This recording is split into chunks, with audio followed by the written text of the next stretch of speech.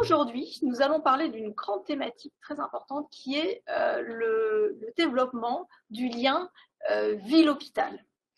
Et pour ce faire, je reçois trois invités, pardon. Maude Tavernier, qui est chargée de mission sur justement le lien ville-hôpital pour le centre hospitalier Le Vinatier. Bonjour à tous. Et je reçois également Vincent Chadier, donc, qui est directeur, coordonnateur de la CPTS Caluire. On verra après ce que c'est qu'une CPTS. Bonjour, merci. Bonjour Vincent. Et je reçois également Marie Godefroy, donc, qui est chargée de développement des organisations coordonnées au sein de la CEPAM, la Caisse primaire d'assurance maladie du Rhône. Alors voilà, tout est un peu compliqué dans le titre, mais ça va devenir totalement limpide dans quelques minutes. Bonjour Marie. Alors déjà, sans plus attendre, ce fameux acronyme CPTS, je n'ai pas dévoilé ce que c'est, mais Marie, est-ce que vous pouvez me dire ce que ça signifie et en quelques mots, à quoi ça sert une CPTS?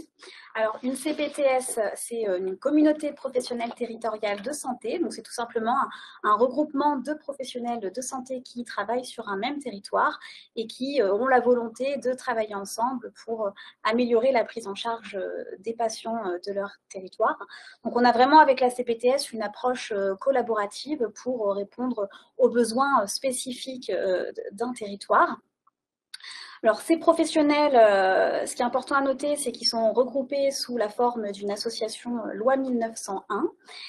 Ils vont rédiger un projet de santé dans lequel ils vont faire un petit peu un état des lieux des problématiques de leur territoire et proposer les actions qu'ils souhaitent mettre en place donc, sur leur territoire. Suite à cela, donc, le projet de santé va être validé conjointement par l'ARS et la CPAM. Il faut savoir qu'on travaille en partenariat donc, avec l'ARS sur ces sujets-là. Et après validation de leur projet, la CPTS, l'association de professionnels de santé, va pouvoir bénéficier de financement pour mettre en place ces actions sur son territoire. Merci Marie. Vincent, concrètement, dans votre CPTS, il y a combien d'adhérents? Qui sont-ils? Voilà. Alors, la CPTS, donc je représente la CPTS Caluire. Et ce qu'il faut se dire, ce qui est très bien dit Marie, c'est qu'en fait, une CPTS donc, est une association loi 1901. Et à ce titre-là, chaque CPTS fonctionne différemment et indépendamment les unes des autres. Avec un bureau, avec un conseil d'administration qui est élu par les membres de la CPTS.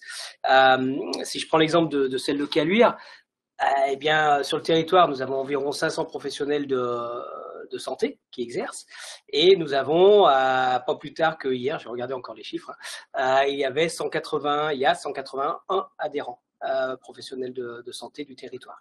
Donc en fait, il y a un petit delta, tout le monde n'adhère pas forcément. Pourquoi? Parce qu'on est dans le système associatif en fait. Donc les gens adhèrent s'ils ont envie d'adhérer à cette association et comme l'a très bien dit Marie, de pouvoir porter le projet et s'impliquer dans le projet de la CPTS de Caluire en l'occurrence.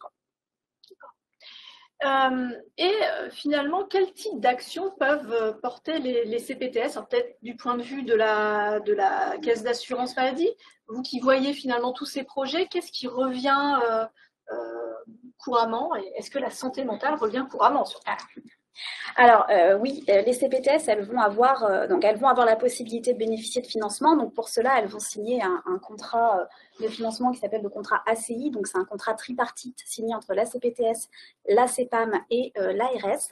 Et donc dans ce contrat ACI, donc accord conventionnel interprofessionnel, on va retrouver 6 grandes missions. Pour les CPTS, donc 4 grandes missions obligatoires et 2 missions optionnelles.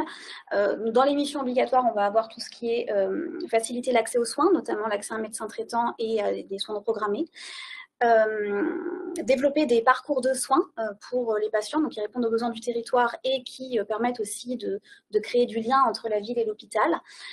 On va avoir une mission sur tout ce qui est développer des actions territoriales de prévention et de promotion de la santé. Et enfin, quatrième mission obligatoire, prévoir un plan de préparation en cas de crise sanitaire.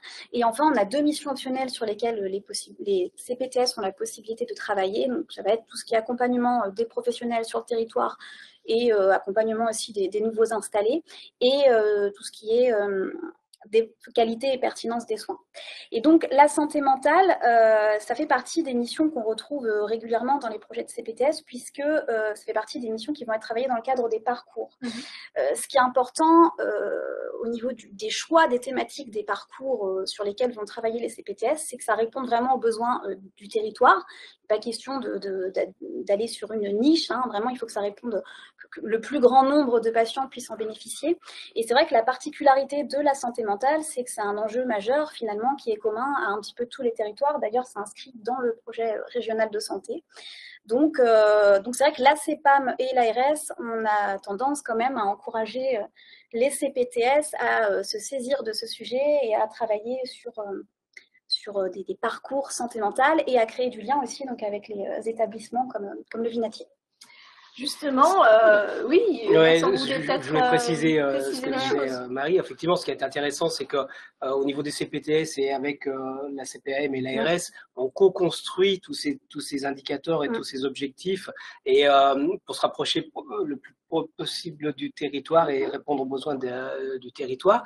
Ce qui fait que, par exemple, pour ce qui est de la CPTS Caluire, effectivement, nous avons un objectif sur la santé mentale, et l'objectif qui est en train d'aboutir, mais qui a été discuté, négocié entre vous, la CPM, l'ARS et puis nos professionnels de santé, de vouloir mettre en place ces groupes d'habileté sociale qui vont voir le jour là sur Caluire, en mixité d'encadrement avec le Vinatier et l'équipe Sunrise et les orthophonistes de la CPTS Caluire.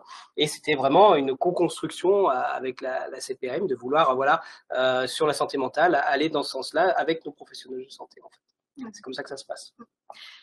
Justement, Maud, vous qui rencontrez fréquemment les CPTS, et pour ça, ça nous est très précieux d'avoir enfin une organisation à qui on puisse parler, une organisation qui représente finalement un certain nombre de professionnels libéraux, donc c'est très précieux. Qu'est-ce qui vous renvoie sur leurs besoins en santé mentale, sur les besoins qui nous adressent, nous, centre hospitalier, le Vinatier?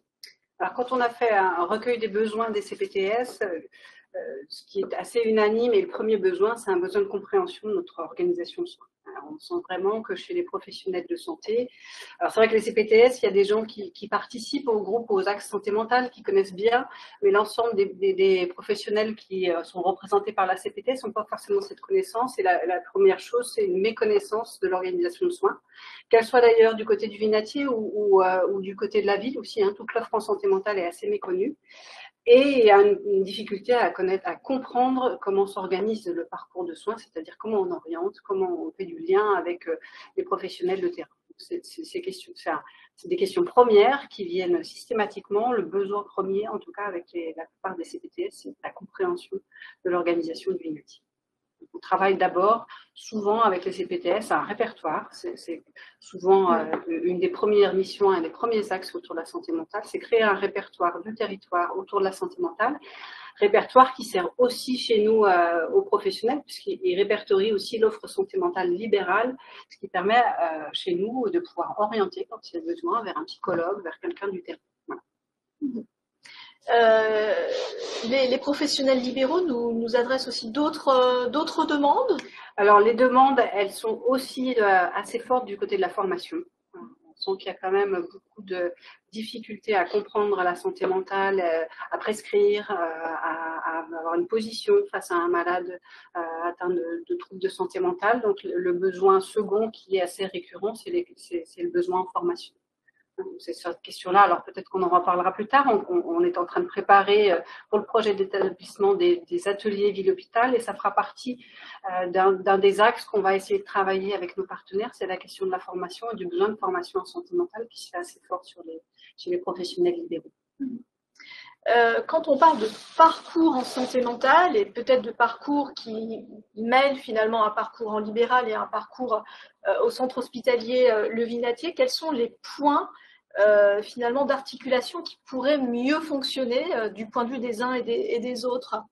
Le besoin premier, je crois qu'il est la connaissance des gens du terrain. C'est-à-dire que quand on connaît l'interlocuteur d'un CMP pour le parcours des patients, on va dire, en secteur adulte chez nous, le besoin est que les professionnels se rencontrent et une connaissance de l'organisation à l'intérieur des services du Vinatier, de ce que c'est un parcours de soins chez nous. Et ce qu'on souhaite travailler, c'est des points d'articulation entre la ville et l'hôpital. L'entrée dans le parcours de soins psychiatriques, la sortie, tous les allers-retours sur l'adaptation au traitement. Enfin, il y a beaucoup de choses d'articulation qui sont nécessaires de travailler. C'est un des autres axes qu'on propose de travailler lors des ateliers qui seront au mois de novembre, parce qu'il nous semble qu'il y a beaucoup de points. Vincent, vous qui avez mené une petite enquête auprès de vos adhérents sur les besoins, et notamment les besoins en psychiatrie de l'enfant et l'adolescent, il me semble que c'est cette enquête-là. Quelles sont les principales demandes finalement de vos adhérents? Qu'est-ce qu'ils attendent de nous?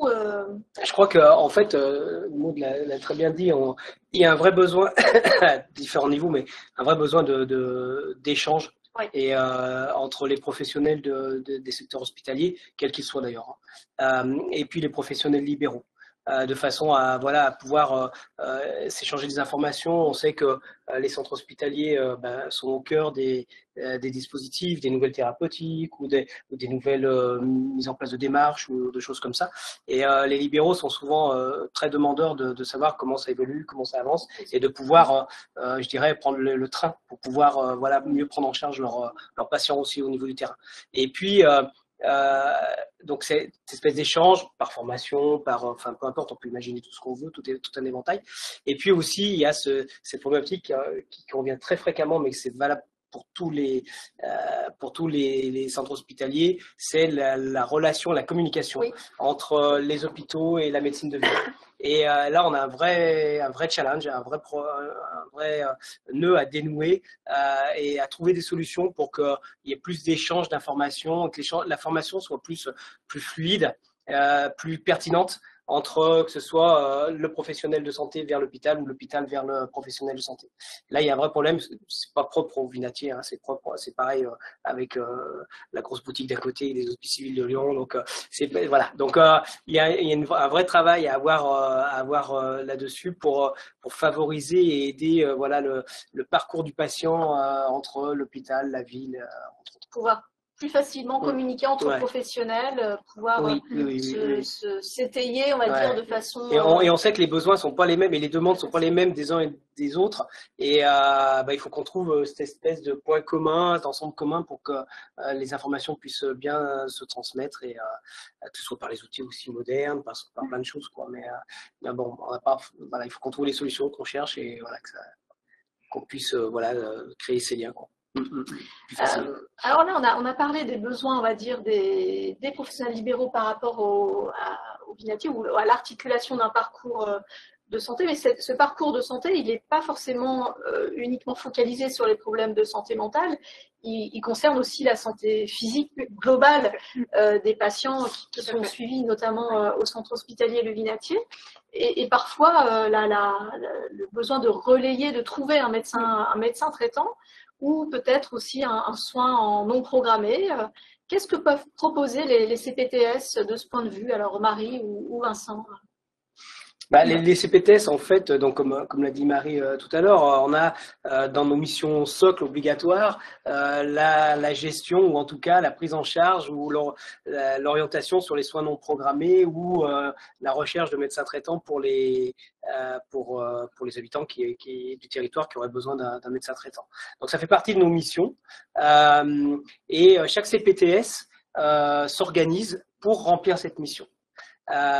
Et comme je l'ai dit tout à l'heure, chaque CPTS est différente. Donc en fait, vous allez voir une multitude d'organisations qui n'est pas forcément la même, qui varie d'un territoire à l'autre.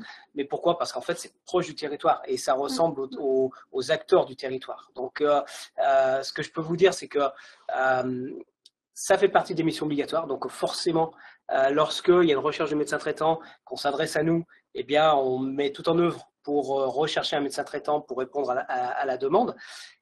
Partant du principe, et comme je le dis, j'ai eu encore un coup de fil ce matin dans ce sens-là, c'était pour un infirmier, pour chercher un infirmier, mais comme je le dis à la personne que j'ai au bout du fil, je dis, mais attention, nous n'avons pas une obligation de résultat. On propose et le professionnel de santé libéral accepte ou n'accepte pas, ou voilà quoi. Donc en fait, enfin pour ce qui est de celle de Caluire, hein, on fait un espèce d'appel au peuple, si j'ose dire, et voilà, répondent ceux qui veulent bien prendre en charge la personne, qui peuvent, ou voilà quoi. Donc ça reste